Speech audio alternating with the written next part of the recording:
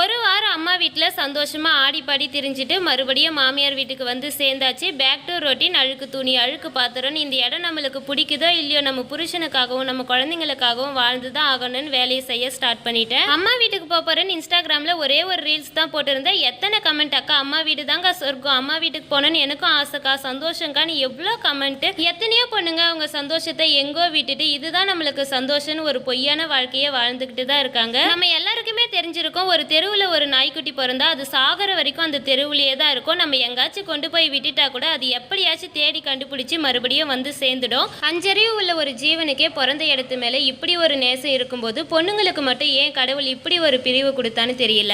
Periods ஆகிற வழியிலிருந்து delivery ஆகிற வழி வரைக்கும் பொண்ணுங்களுக்கு கொடுக்கணும்னு நினைச்ச கடவுள் ஏன் அவளுக்கு அவ குடும்பத்தை கொடுக்க மறந்துட்டாருன்னு தெரியல. இந்த வழியெல்லாம் கொடுத்தாலும் அட்லீஸ்ட் இந்த வலிக்கு மருந்தா வச்சு அவளோட குடும்பத்தை அவளுக்கு கொடுத்துருக்கலாம்ல. நான் சொல்றது உண்மையா இல்லையான்னு நீங்களே கமெண்ட்ல சொல்லுங்க.